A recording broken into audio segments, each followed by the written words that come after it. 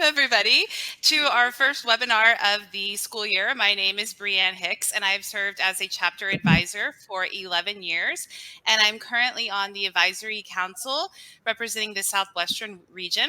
I'm joined here tonight with my colleagues, David and Christopher, and they're going to introduce themselves in just a moment. But if you'll please take this time to go to the chat function and put your name and your school. During the webinar, you will be on mute, but feel free at any time to put your questions into the Q&A. And at the very end, we'll take you off mute and allow you to answer these questions. Welcome, everybody. Sorry for the delayed start. So now I was going to take this opportunity to let Chris and David introduce themselves and tell you more about them. Hi, everybody. My name is Chris Lockwood. I work at Instituto Blaise Pascal in Oaxaca, Mexico, and I'm the international representative on the advisory council. And I'm David Hebestreet from Michigan. I'm a Midwest representative on the advisory council, and I teach high school. I teach at a high school in Livonia, Michigan, and it's been my 25th year doing that. So your attendance tonight is evidence of how NEHS continues to grow. Currently, we had close to 25,000 new members enroll last school year. We have 924 active chapters, both here in the United States and internationally. Currently, our membership fee is $15. This is a one-time fee, and this fee, coupled with our chapter annual affiliation fee, covers our scholarships, our grants, awards, and any administrative costs that we do have. For students who are unable to afford the $15 membership fee, advisors can submit applications to qualify for a reduced fee of $5, and a link for this application will be available to you at the resource page. So we're going to begin tonight with some general chapter planning tools that are available to you on our website. I would like to first start with the sample year-long calendars. These calendars will help you organize your chapter activities and help you set goals for the future. In addition to this website, and again, we have the link there on the left-hand side of the PowerPoint, and this entire PowerPoint will be emailed to you by Monday so that you have access to all of this information. But here with the online calendars, we also have a link to Ligonor High School, which is one of our more active chapters, so that you could follow along and get some ideas for your own chapter.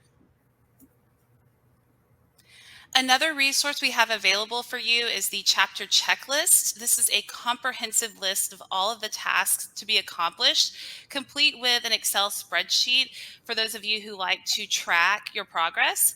And then within that list, we've also hyperlinked different sections, like you can see Induction Ceremony or NEHS pins, to provide more detailed information and models for your chapter. And then lastly, I'd like to take you to the chapter guide link. There you'll find more information about managing a chapter. In particular, I'd like for you to check out this section about how to create your bylaws. You definitely want to read this section before you begin crafting them, because some of the areas of the bylaws are dictated by NEHS guidelines like GPA minimums, and then other areas of the bylaws offer more flexibility like chapter meeting frequency. So again, these resources are available for you online. In addition, we have links to different bylaws from two different schools. One is a public high school and one is an independent private school, just to give you some variety of models. So now I'm going to pass over to Christopher so he can tell you more about NEHS Connect. Super, thank you, Brianne. So NEHS Connect is our one-stop shop for enrolling new members, for paying membership fees, ordering graduation merchandise for your students. For now, I think what we will focus on is enrolling members. So when you log into NEHS, you're going to be faced with a homepage like this. And there's a section on the left, halfway down, says called Available Functions. So here, you need to click on Chapter Administration. And then on the next slide, you'll see the page there. And if you can then click on Manage Members, you see a range of options. So on the next, here we go. So there's a range of options there underneath Manage Members, including individual member enrollment, bulk member enrollment, and pay enrollment fees. So this, what you can see on the screen right now is the individual member enrollment, and this gives you a form to fill out with key details about your students.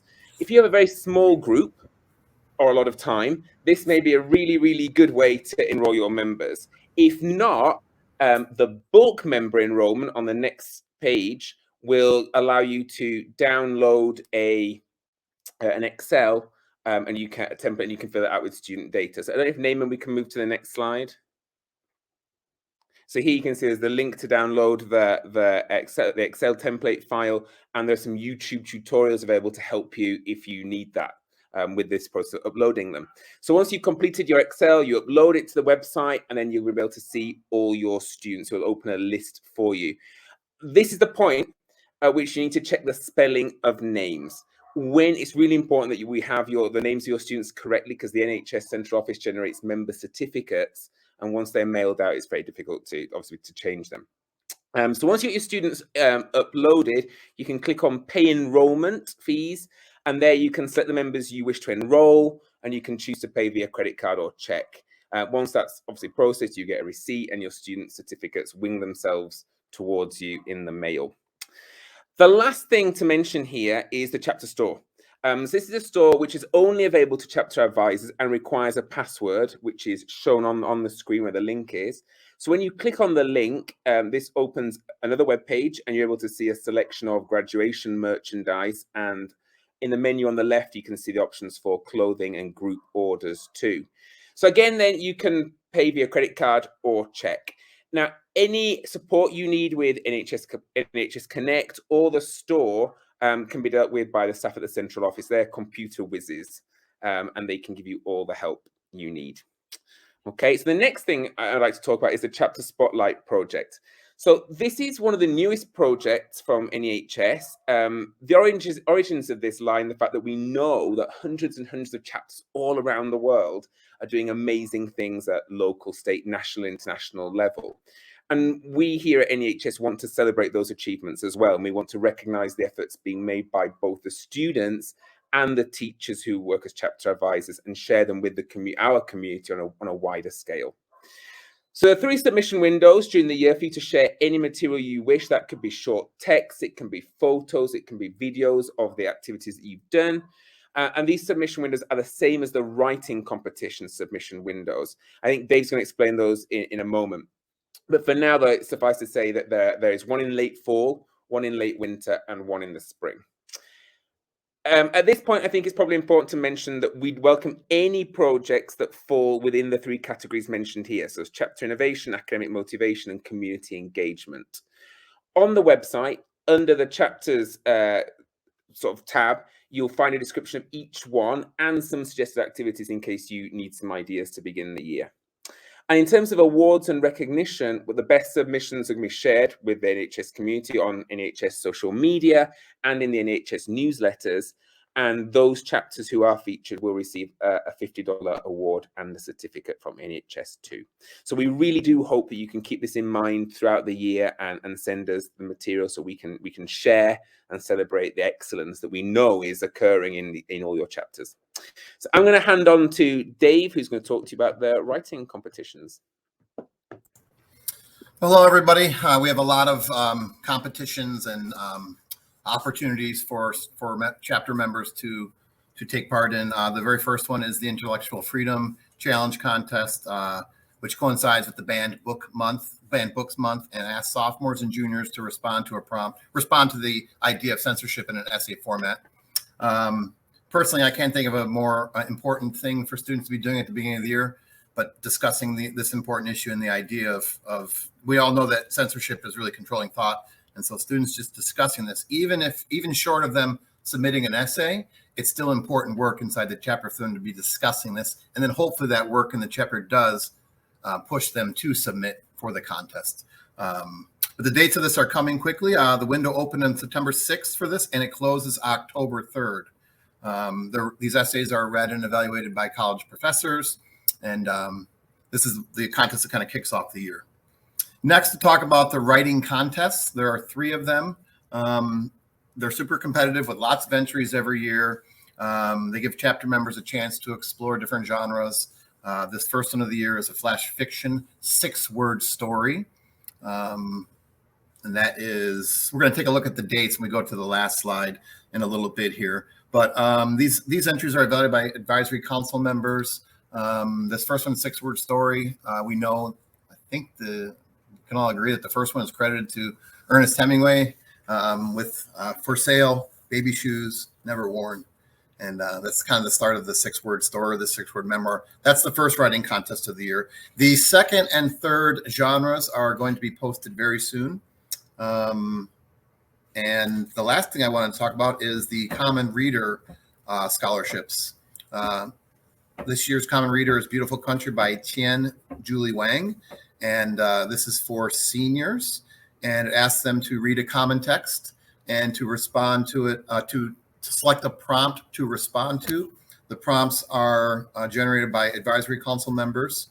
And the contest awards money. There's a big chunk of money that's awarded for the contest this year.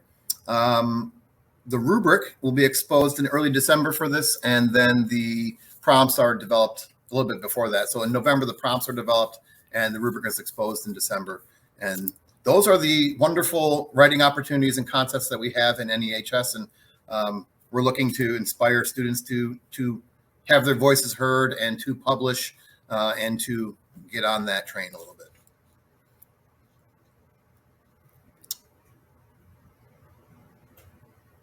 I think this is, I'm passing it on, right, Christopher? Yeah, yeah. Chapter spotlight. Yeah, so what we've got here then are the dates for your for the project grants and classroom library grants, which is between now and October 3rd. So that's coming up very, very quick. If you're interested in that, as chapter advises, the information is available on the website.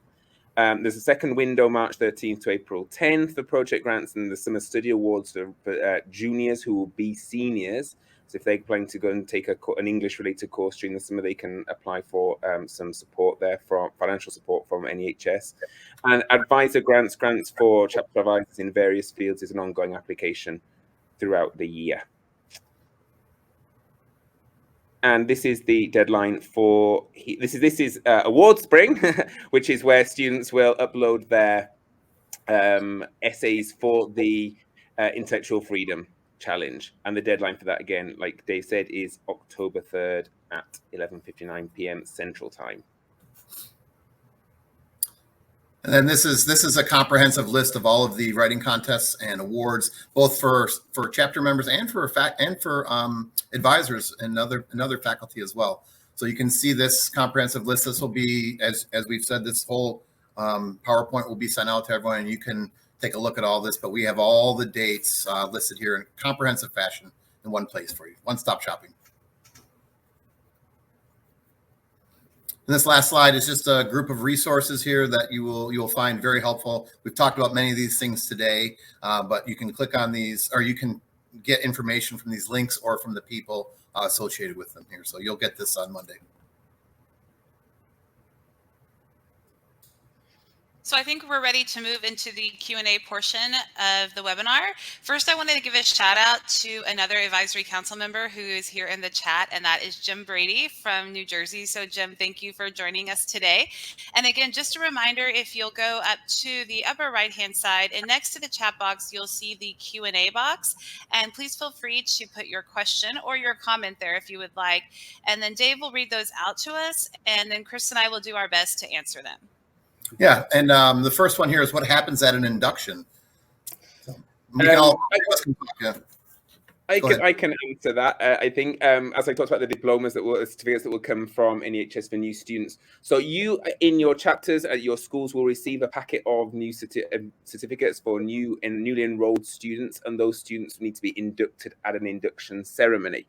This ceremony can be as big and as elaborate or as simple and short as you guys decide in your schools. There is online a sample script for an induction ceremony, which works for chapters that are new chapters, recently chartered chapters who need to enroll their first committee, their first president, treasurer and secretary, etc.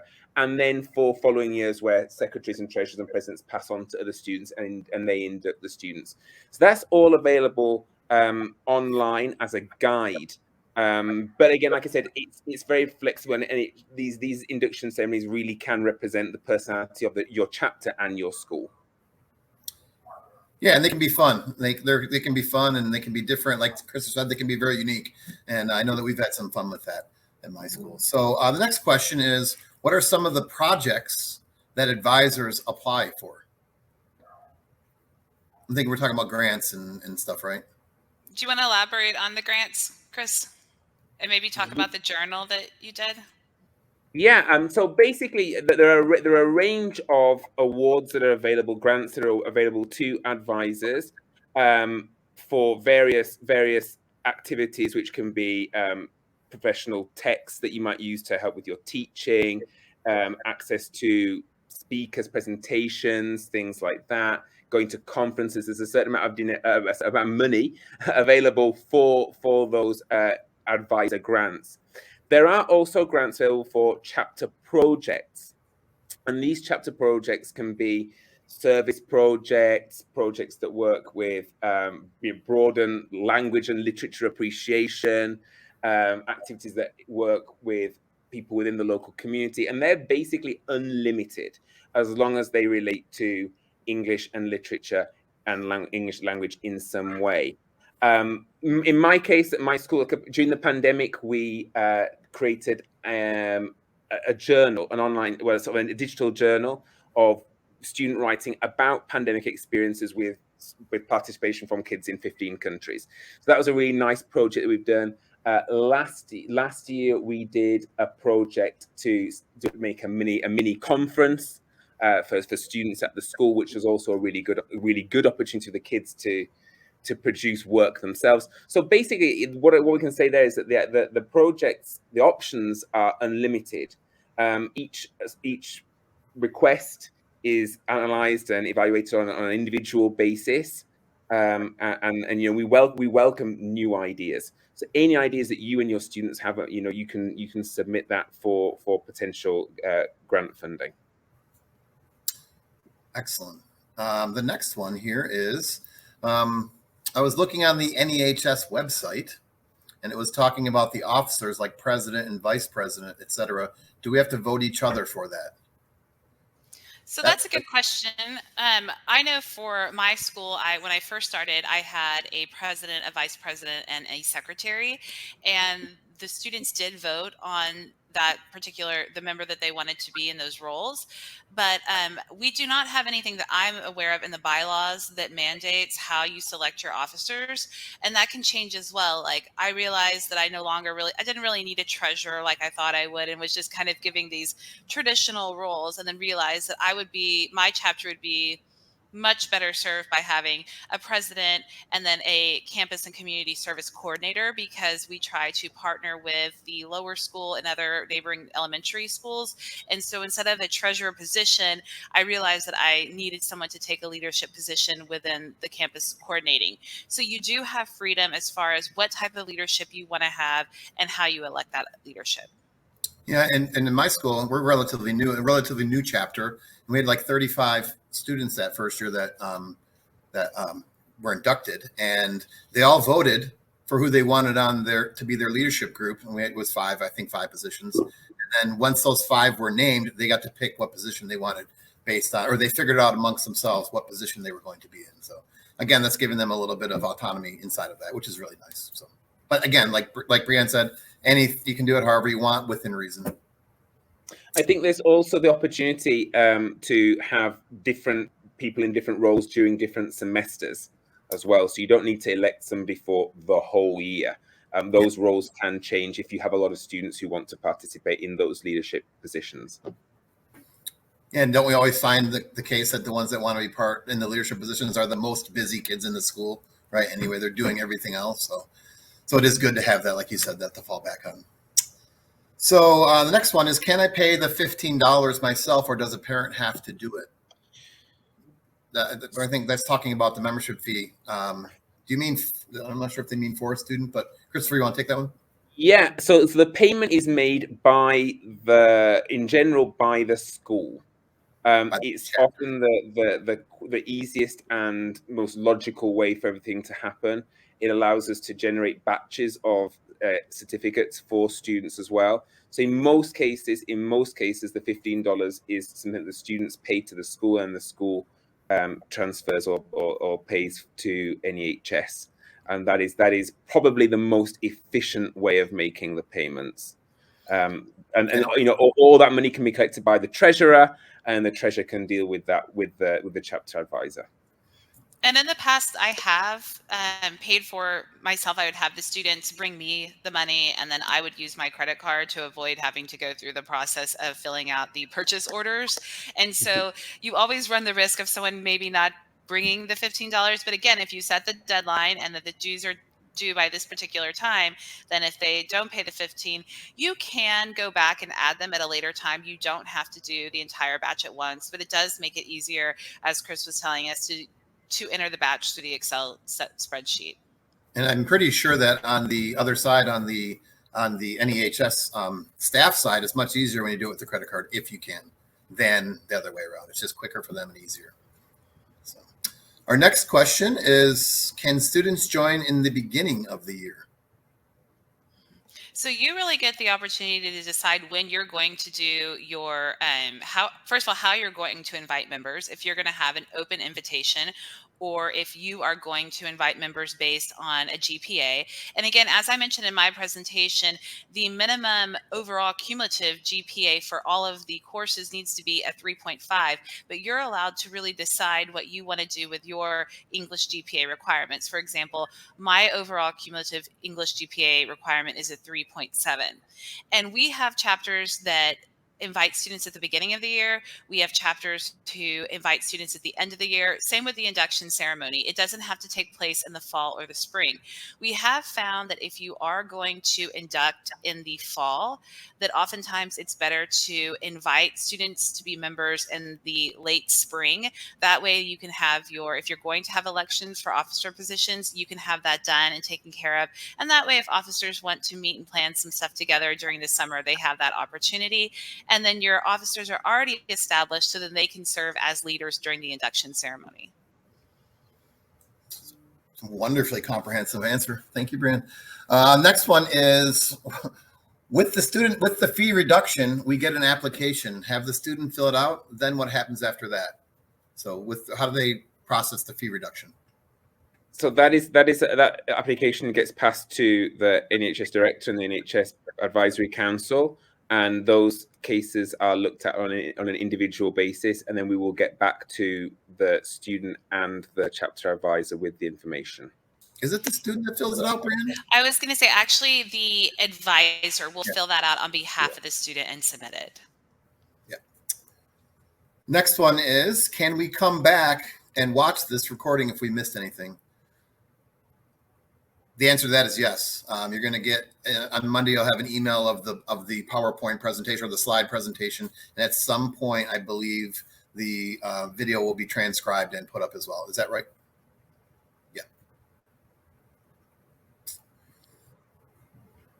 Okay. Our next question, or last question, is: does this end in high school, or does it continue through college? Wonderful question. Well, the NEHS sadly finishes at the end of high school with a high school graduation, but NEHS forms part of Sigma Tau Delta, which is the University English Honor Society.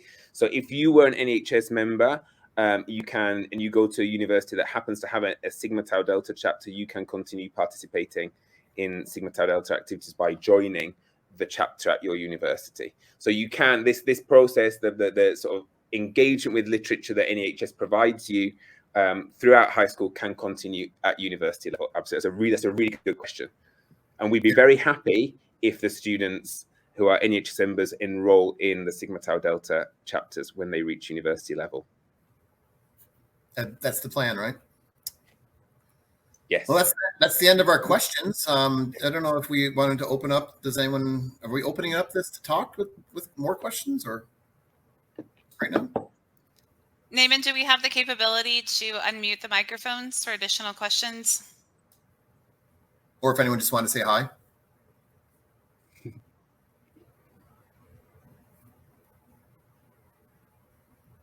I think.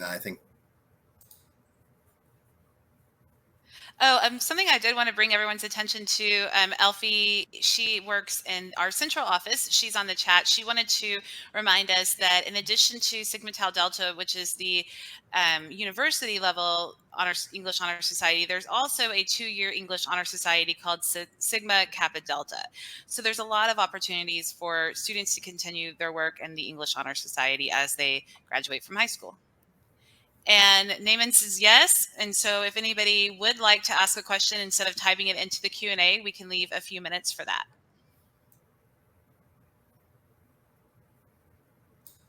If you would like to speak, if you'll just raise your hand and he will unmute you.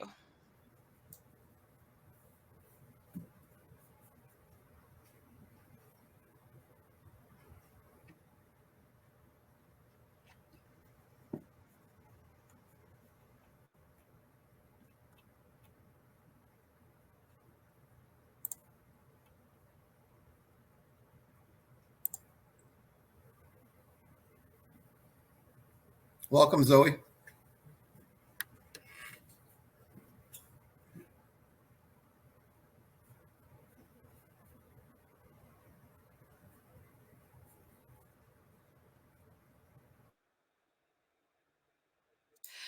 While we wait for Zoe to get the mic, I did want to also, Kia had a great idea for membership drive. She said, due to the pandemic, we are holding an open enrollment this fall, along with our usual spring membership drive.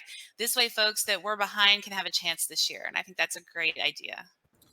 And I also have something similar to that. In my chapter, we had a lot of students that were, again, they're so busy, and and the original group that I had maybe set the bar a little too high for points and activity and service points. And so this year, because of the pandemic, also we wiped the slate clean, and everyone gets a fresh start here this year. And we have that. You have that ability as an advisor inside your chapter to do those types of things. So we're kind of overhauling that a little bit inside of our chapter. Because I want it to be more inclusive. I want it to be more inclusive. And, you know, again, like I've said, those kids are doing so many other things, student council and athletics. And, you know, we have a strong drama Kappa acting department here. And they're all busy. And they want to partake and participate. There are only so many days in the week. And so we're going to try and find a way to have a better balance and give everyone a clean slate from last year. So I think Zoe says her mic is on. Can you try and talk to us, Zoe? So it looks like there might be some sort of technical issue. So maybe if you want to write your question in the chat, we can answer it in that way as well. That's no problem at all. Yeah, and then there's also an opportunity to set up meetups and groups to discuss activities among NEHS chapters. Elfie just told us that. So in the future, we'll get the opportunity to set up meetups and groups to kind of discuss more of these things. And if there's a particular webinar that you would like for us to host, or if there's something that you want to learn more about it, please feel free to contact any of us. You can find our contact information on the website under chapter advisory council. What about the pen? What is that about? I don't see that one on my screen. Do we have a pen? Oh, we don't have a pen, do we?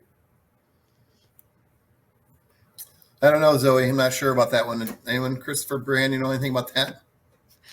I'm not sure about the pen. No, I don't know that. But I know we're getting to the 30-minute mark. And so we can go ahead and conclude tonight's webinar. But we'll stay back for a few minutes, and hopefully we can get your question answered, Zoe, and anyone else who would like to stay back. I'm sure we'd be happy to stay back and chat with you. But again, thank you for coming tonight. We really appreciate it. And we are here to support you. And good luck this year with your chapter. Take care. Good luck. Thank you, guys.